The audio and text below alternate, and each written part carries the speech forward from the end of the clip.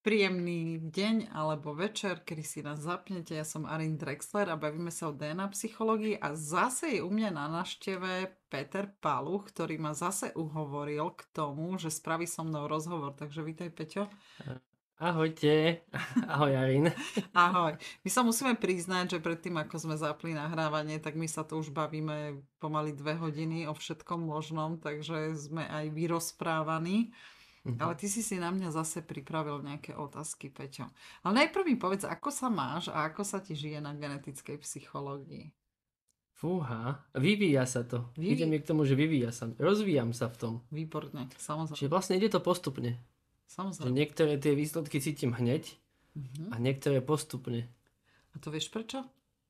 No, neviem. Lebo ti začína nová prax. Aha, áno. My sme sa o tom bavili, predtým, jak som zapla mikrofón, že v podstate rozdiel medzi vami a mnou je len v praxi, pretože každý jeden človek má inteligentnú genetickú psychológiu v sebe, však ona vybudovala naše telo. Zo spermia z vajíčka dokázala v prenatálnom období vyskladať človeka, aby sme sa narodili do samostatnosti, takže čo ešte je inteligentnejšie v nás, jak genetika?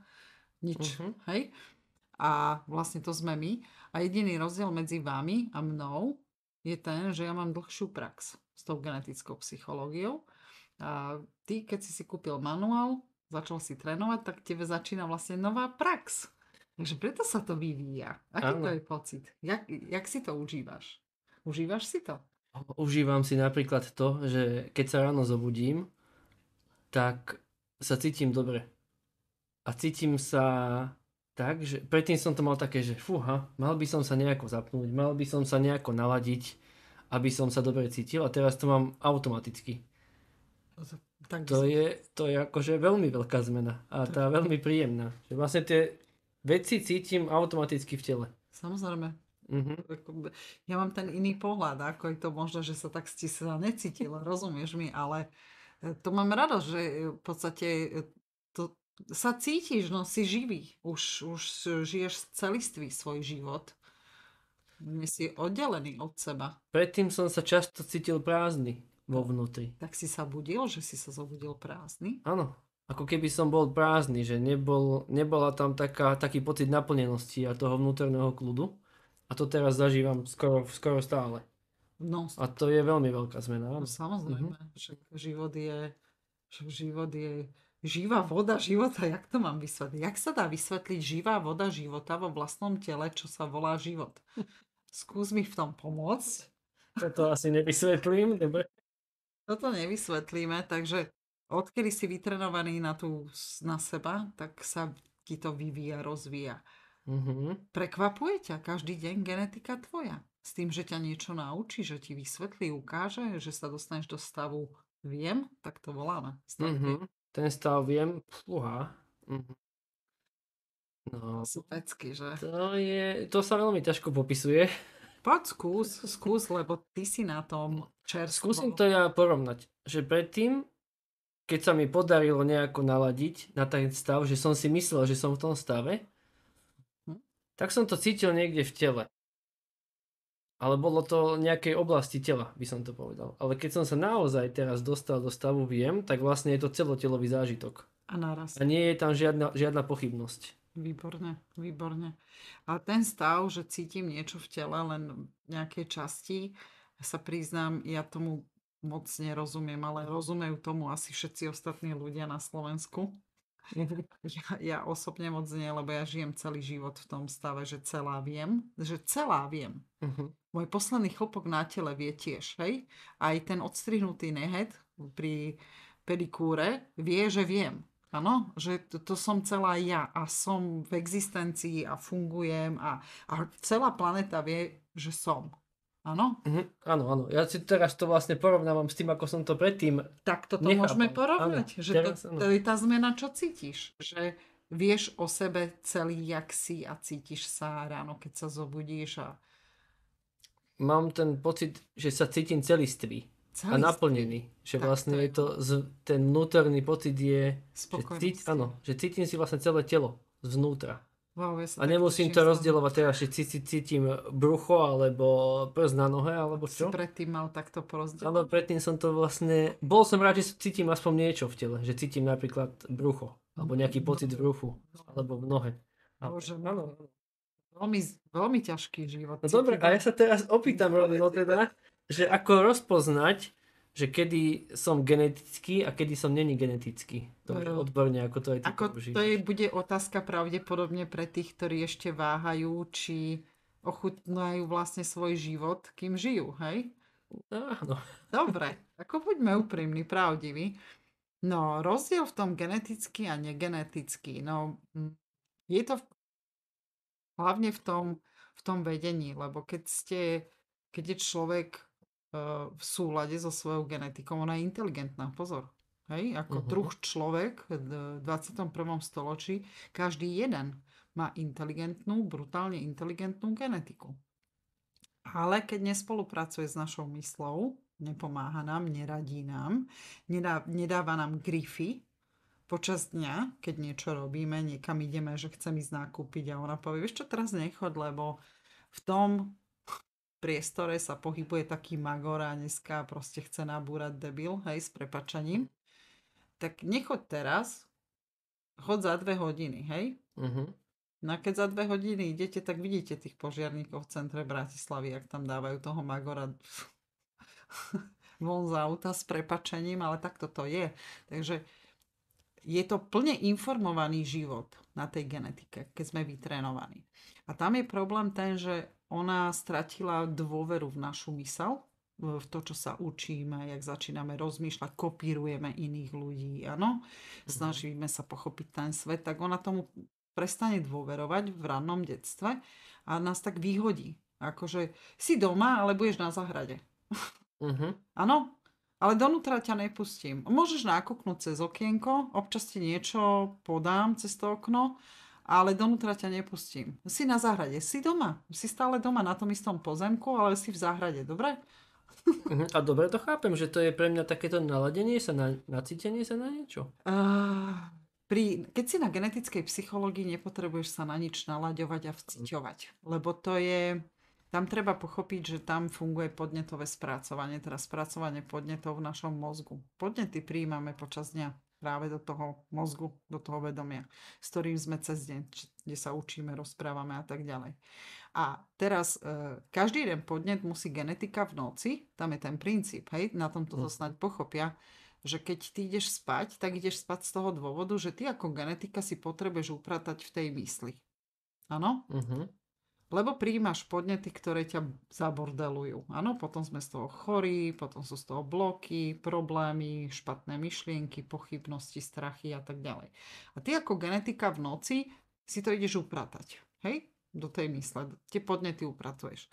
No a keď ty žiješ len tou myslou, ktorá sa každú noc vypína, Uh-huh. no, to je dôkaz, že máte genetickú psychológiu všetci, tak keď ty žiješ s tým naciťovaním, tak pre genetiku je to ďalší balík, ktorý musí upratovať v noci.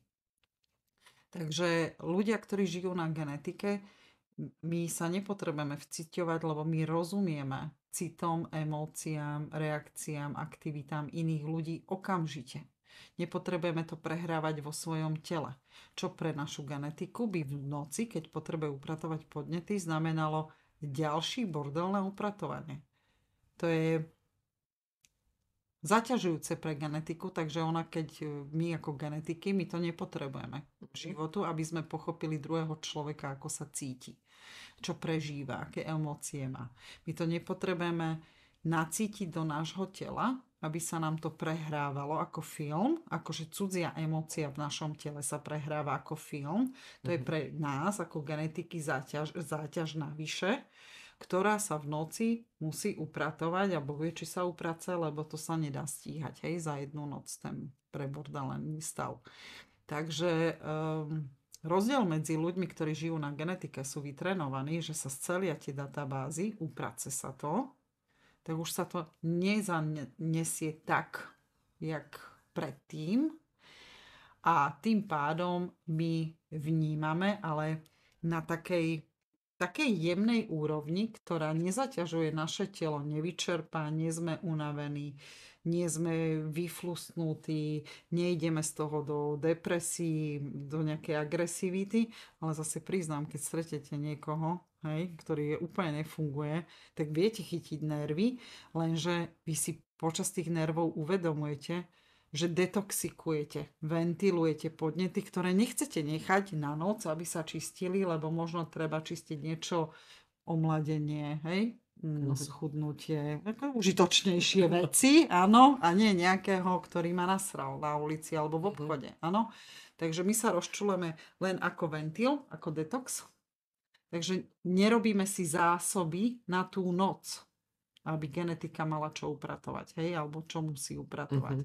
Lebo keď málo upratuje, tak ona vie udržať to telo zdravé, rehabilitácii a tak ďalej. Preto je ten obrovský rozdiel v tom živote a to je len jedna omrvinka. Hej, ty sa pýtaš, ako žijeme ako genetiky, ako čisto geneticky, tak je to ľahký, slobodný, bezúnavový život, kde rozumiete inému životu, ktorý stretávame, no alebo budete stretávať a nezaťažuje vás to a vychutnávate si to a vidíte potenciál rozvoja s tým človekom.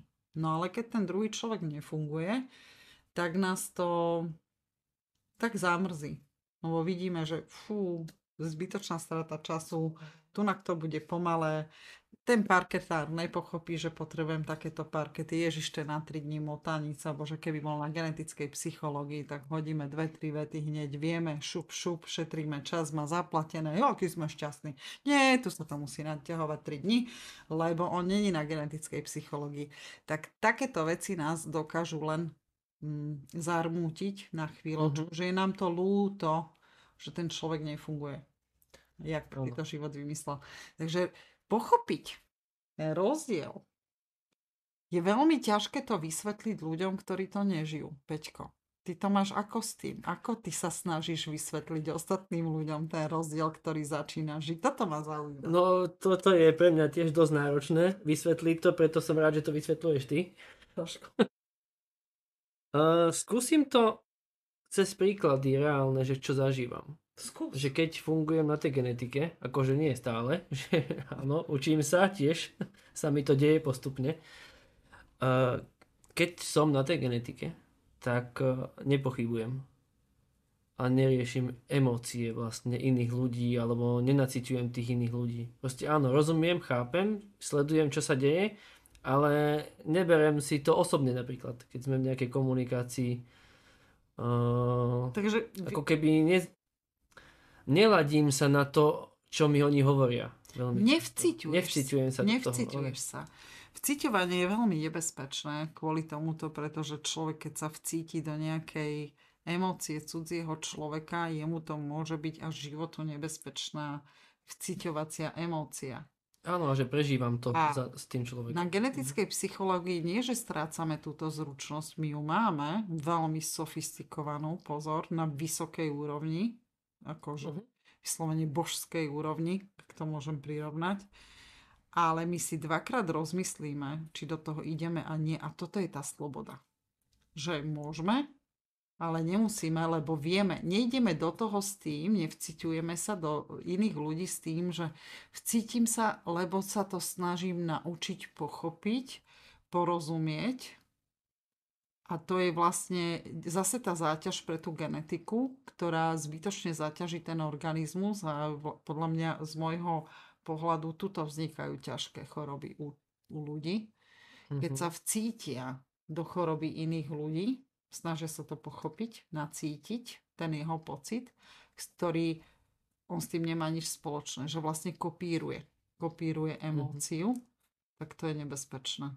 Ja to zažívam tak, že vlastne vnímam toho človeka a zároveň mám tam taký odstup, aby som sa nenacítil na to, čo prežíval. Ale to je genetické vnímanie. Áno, to je to zdravé. To je to zdravé. Teda viem, ako sa cíti, viem, že sa trápi, že je smutný, ale tá genetická psychológia je v tom super, že keď ja totiž, teraz pochopte ten príklad, keď ja sa vcítim do jeho emócie, že je úplne smutný, skolabovaný, tak automaticky sa spustí ten smutok a kolaps aj u mňa. Však to je totálna hlúposť. Jak mu potom môžem pomôcť? Ale keď vidím a cítim, že je smutný, že je v kolapse a mám genetickú psychológiu a nevcítim sa, nie som nútená kopírovať emóciu a situáciu, tak viem triezvo s nadhľadom vyhodnotiť situáciu a viem toho človeka zdvihnúť z tej ulice, ísť ho osprchovať, dať mu napiť vody, zavolať mu prvú pomoc, zachrániť mu život a nezaťaží ma to, to znamená, že nepadnem do nejakého psychického kolapsu, do nejakého delíria, v nejakých mozgových padov, alebo čo, jak to mám povedať, že človeku z toho nezašíve, ale vie kvalitne pomôcť. A toto je tá genetická psychológia na vysokej úrovni, ale úplne vo všetkom. Že my vieme riešiť, my sme riešitelia. Ak si na genetickej psychológie, tak si riešiteľia inak akože hudba budúcnosti, lebo pracovné pozície budú vyhrávať a dostávať ľudia, ktorí vedia efektívne riešiť situáciu a efektívne človek vie vyriešiť situáciu len ak je na v spojení so svojou genetikou, ktorá je inteligentnejšia ako my všetci dokopy v myšlienkach, hej? Takže to je taký veľký rozdiel. Áno, toto zažívam. A ťažko sa to vysvetľuje. No, ťažko. A to som autorka a stále mám problém to vysvetliť. Preto vznikol aj vlastne ten tréningový program, ten manuál, budeme ho spomínať stále, lebo tu už není otázka, že mám ísť na tú genetiku, hej? A tu ide o to, chcem žiť, chcem zažiť ten život, tak jak si to život vymyslel, tak vtedy treba sa raz vytrénovať na seba samého a už potom už si človek žije, čo chce, čo potrebuje, po čom túži, kam ho genetika dovedie, poradí. Toto je ten rozdiel. Ale vieš, vysvetliť to ľuďom. Predstav si, že si človek a stretneš Boha. Áno? Hej, normálne Boha. A teraz ty ako človek z planéty Zem mu vysvetlíš, vieš, Boh, ako pán Boh, hej, ako... Ja ti teraz vysvetlím, aký si ty Boh, áno? Ako... Že čo ty cítiš? A Boh na ňo pozerá, že... No skús mi to človek vysvetliť. Ako sa ja cítim, akože som Boh vesmíru, Boh planéty, akože podľa viery som ťa stvoril, hej? Tak ty mi to vysvetlí človek, ako ja sa ako Boh cítim, hej? No a skončili sme s vysvetľovaním, lebo sa to vysvetliť nedá. Jak mu to ten človečik vysvetlí, ako Boh rozmýšľa? No, teraz to chápem, že je to náročné vysvetliť. No nedá sa to. Nedá sa to. Môžeme sa tomu venovať x milión hodín, robiť tu spodobeniny. Rozumieš mi, akože spodobňovať veci, snažiť sa tomu dávať príklady, ale ten pocit vnútorný, ten rozdiel, ako človek žije, keď mu genetika nedôveruje, že je vyhodený, iba ho stráži, aby žil, dýchal a tak ďalej, nejaké inštinkty, keď už sa s ním nedá, tak mu vypne ten mozog, hej, človek preskočí tú priepasť, potom ho zapne, to už sme spomínali raz. A je rozdiel s ňou spolupracovať, učiť sa od nej, pýtať si rady, byť informovaný a byť v tom stave viem a žijem. Veľmi ťažko sa ten rozdiel vysvetľuje ľuďom, ktorí tam nie sú. Teraz ma napadlo ešte taký príklad. Poď. Že keď som tam, že keď som napojený vlastne na tú genetiku moju, tak vtedy bežné činnosti riešim hneď. Že používam to slovo teraz hneď. Že niečo mi vyskočí, predtým som to robil vždy tak, že a toto sa mi teraz nechce riešiť, to si zapíšem a to budem riešiť potom a potom to bolo o niekoľko dní alebo niekoľko týždňov a vlastne stále mi hlava išla, že mal by som to spraviť, ale nechce sami a vlastne to bol ten starý spôsob. A teraz to mám tak, že vyšlo, niečo mi prišlo, OK, teraz to spravím, vybavím a mám z toho veľmi dobrý pocit, že aha, zvládol som to, že takto vlastne mi to dodáva energiu, takto si dodávam energiu, že áno, prišla nejaká úloha, spravil som ju, vyriešila a môžem sa venovať iným veciam. Toto je veľká zmena. A začína sa ti ľúbiť dávkovanie dopamínu od genetiky, je to brutál. No a predtým som strácal veľmi veľa energie tým, že som na to stále myslel, sa mi to stále vracalo, že mal by si spraviť túto vec. A veď si to slúbil. Dobre, však to spravím, niekedy on sa mi nechce. A toto stále dookola, stále som strátil pri tom energiu. Samozrejme, pretože genetika ľúbi, ona ako my ako genetiky, keby sme čakali na to, že vieš čo, však vyrobím to druhé pohlavie alebo tie dve nohy vo svojom systéme, však o rok teraz sa mi nechce, tak ja nemyslím si, že by sme sa dopracovali do tejto podoby druh človek, ako žijeme reprodukčne. Hej? Ona nemala čas. To znamená, že genetika ľúbi mať veci vyriešené hneď. Ona miluje riešenie, ona miluje rozvoj a tak ďalej. A keď s ňou spolupracujeme na tej vedomej úrovni, tak ona nám dáva to sú také sprchy hormónov, ale také, že no to je akože wellness, to je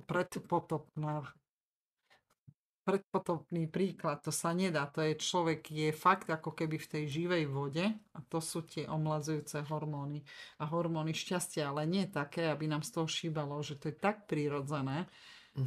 Máš aj ty už tieto dopamínové sprchy?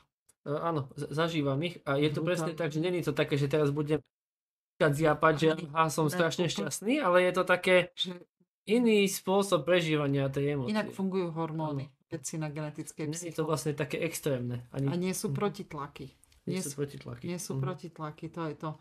Lebo človek si povie, že fajn, toto by som chcel, hej, začne nad tým uvažovať, jak to zrealizuje, tak tam idú do toho protitlaky. To je to, že nemá spoluprácu s genetikou. Lenže pri genetike je to také, že protitlak není a ešte ona ti povie, že vieš čo, teraz tam nechoď, choď tam za 30 minút. Áno. Ona ti to načasuje. Ona ti aj povie, kedy ti to vybaví. Ja toto milujeme, lebo naša genetika, ona má, ja to zvyknem hovoriť, ona má červený telefón medzi sebou. To znamená, či chcete alebo nie, či ste na genetickej psychológii alebo nie, naše genetiky komunikujú spolu a my ako keby zisťuje veci. Hej? Len vy ste neinformovaní o tom a my sme plne informovaní o tom. Toto je ďalší veľký rozdiel, že genetická psychológia je kolektívna, ale vedomá, teda jak to hovoria, že kolektívna myseľ alebo kolektívne vedomie. Oni tým myslia, že myslenie ľudí, tak to není kolektívne, to je oblastné. To je komunitné, to znamená, všetci pozerajú rovnaké správy, áno? Chodia do tej istej roboty, chodia do toho istého obchodného domu, vidia tie isté reklamy, áno, na tých istých billboardoch, oni majú rovnaké podnety, áno, a to je to kolektívne vedomie, hej? Preto máme rovnaké myšlienky, názory a tak ďalej mnohí. Ale záleží od toho, v jakej skupine ste. Áno? Kolektíve, hej? Vedome. Ale genetika, ona je úplne jedno, kde ste. Hej, ona si zistí, že tam ten blázon, jak som hovorila, to sa mi stalo akurát v pondelok, že nechod tam, lebo ten si zobral do hlavy, že rozbije auto. Hej? Ale ako nič sa mu nestalo, bol v pohode, stál vedľa auta, chytal sa za hlavu, že ho rozbil, hovorím, no dobre, tak to chcel, hej. Není na genetickej psychológii, no ale nás to tak upozorňuje dopredu. Nie, že nás to odkloní, že nechod tam, mal som pocit 5 minút predtým. Nie, aj 3 dní si počkáme. To vieme o 3 dní, o 4 dní dopredu, takže tá genetika, ona si pozisťuje veci. To je to. A je jedno, že či je to biely, modrý, červený človek, či je v takej komunite, takú politiku má v hlave, alebo onakú. Je to úplne jedno. Ona tú našu myseľ vôbec nebere vážne totiž. Hej? Lebo keby ju brala vážne, tak už máme častokrát 8 nôh a 200 hlav. Ja to tak označujem, že nerieši omáčky. Že tá genetika vlastne vôbec nerieši príbehy okolo toho. To je dobré.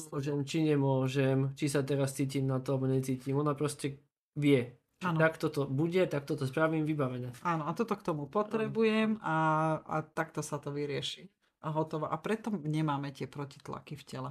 Lebo my tú informáciu z tej genetiky máme zrazu v našich mysliach. A keď ty si to všimneš, ako vedomý človek, lebo cez deň je zapnutá tá myseľ, to je ochranná databáza, tak dostávaš dávku tých hormónov, tých dopamínov. Že dobre spolupracuješ.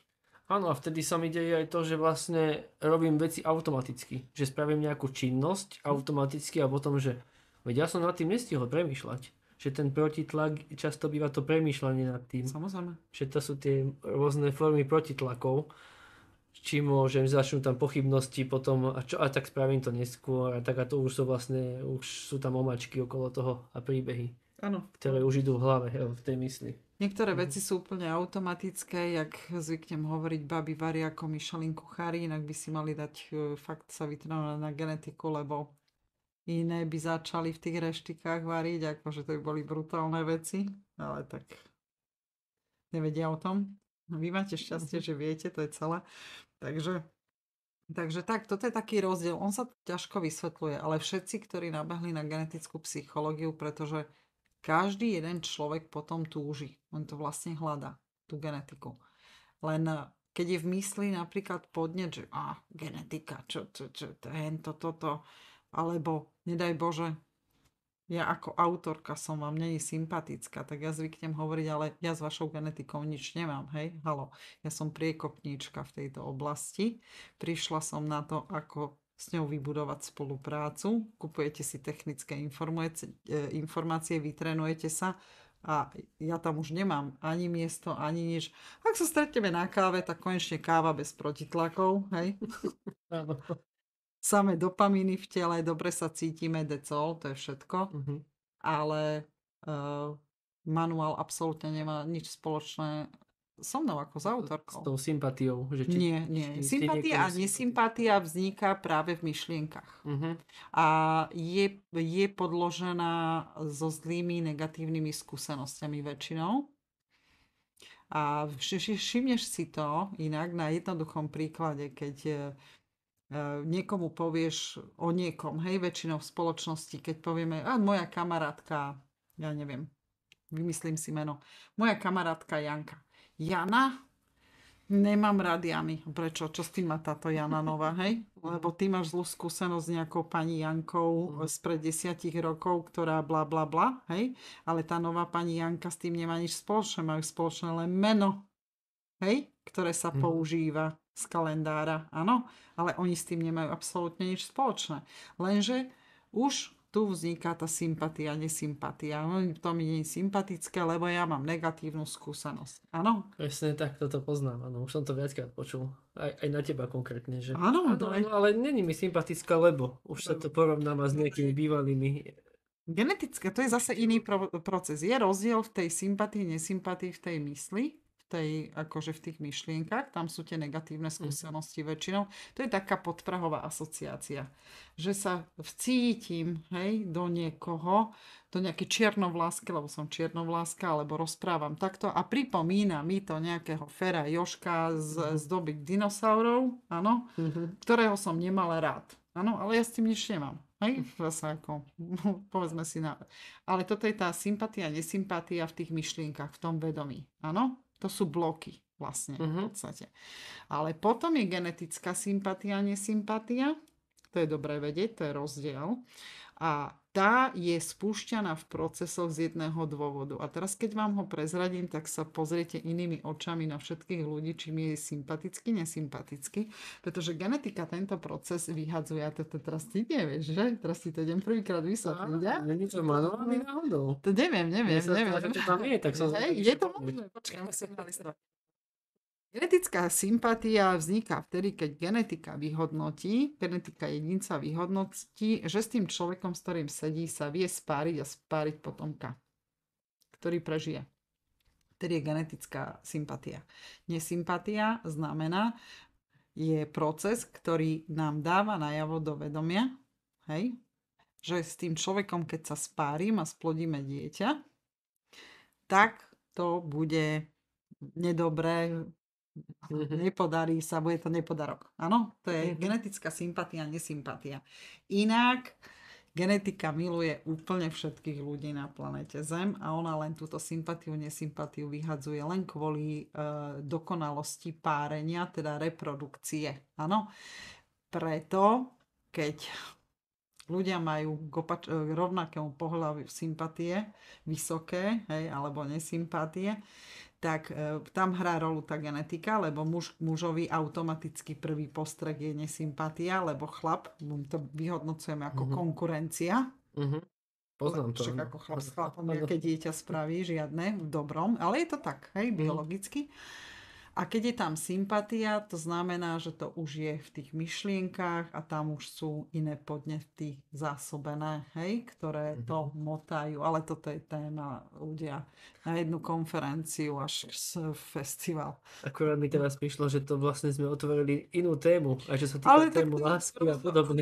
To sa v rozhovoroch stáva, že nás to odkloní, ale To je dobré, to je dobré. v podstate, keď má ku mne niekto pocit, že cíti ku mne nejakú nesympatiu, tak poprosím vás zamyslieť sa nad tým, že či sa vám nespájam s niekým z minulosti, koho ste poznali, ďakujem veľmi pekne. S tým nemám nič spoločné, ďakujem veľmi pekne za pochopenie. A druhá vec je, keď som vám nesympatická, tak to je super, lebo ja tiež nechcem mať s každým dieťa.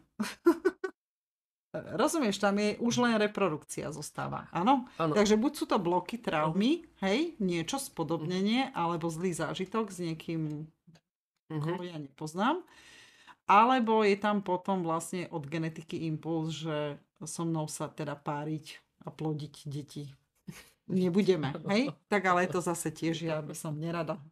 To sa nedá, hej? Ja som si teraz normálne. Taký príklad, ako sme sa bavili pred chvíľou ešte, že vlastne keď cítim, že potrebujem nejakú informáciu, tak mi je v podstate jedno, či mi to povie Jožo Fero alebo Arin, že vlastne tedy neriešim, tam tá genetika nerieši omačky okolo, čiže presne. Áno, kúpim si alebo zoženiem si informáciu a je mi jedno, že či to povedal ten alebo ten, že proste potrebujem ho pre seba. Takže... Ja by som to zhrnula takto na záver jedným slovom, že keď si hladný, je ti úplne jedno, kto ti dotiahne toho mamuta. Hej, a upeče to mäso. Hej? Je ti to jedno. Áno, podľa mňa to je také veľmi dobré ukončenie tohto podcastu. Sa trošku zasmiali, ale s tou sympatiou, nesympatiou, tam si pomôžte. Lebo toto, keď budete hneď vedieť, tak vám to ušetrí strašne veľa nedorozumení v živote. Lebo čo s tým má ten nový človek? S tým, ktorého vy ste poznali. Hej? Pozor na to. Dobre, tak pekný deň, toto bolo skvelé. Ideme na ďalšiu tému. Ideme na ďalšiu tému. Takže počujeme sa najbližšie. Majte sa pekne.